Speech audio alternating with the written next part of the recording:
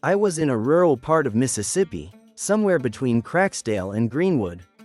I was back home. Time had become quite threatening, so I called my wife and told her there were warnings of strong winds and a very possible tornado threat, and that as soon as I got to a safe area I would call her again.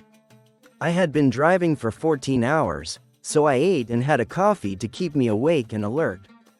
If you have never driven through flat land at night for hundreds of kilometers, I tell you that it is very tiring and exhausting to do it in adverse weather conditions. I had driven maybe about 30 miles when the hail began to bounce on the roof of my trailer. Being a native of Mississippi, I knew that in July the hail meant one thing: that a tornado was approaching. I pulled to one side because I was in the middle of nowhere. There were no lights to see, nor cars behind or in front of me. I started looking to the sides, looking for the storm or the tornado, which I thought was coming to me, so I lowered the passenger window and looked, but luckily there was nothing. But when I turned to the driver's side, there was a guy with his face stuck to the glass.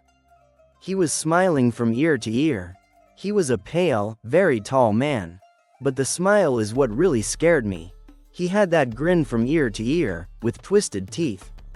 It was quite creepy. From the shock, I screamed terrified and he left. My trailer was on the move, so I stepped on the accelerator and ran away from there. In the trailers I drive, we have cameras. I stopped, not even sure I'd reached the first town, and called my wife, but I didn't want to scare her, so I didn't mention the guy the first saw or the storm. Moments later I took out the SD memory and checked the recordings, but the guy wasn't there. The front and rear recordings showed nothing. I've always interpreted it as an act of my imagination, or possibly an entity that the cameras couldn't capture. But whether it was my imagination or not, that doesn't take away from the fact that it was a pretty horrible experience. Be careful on the roads.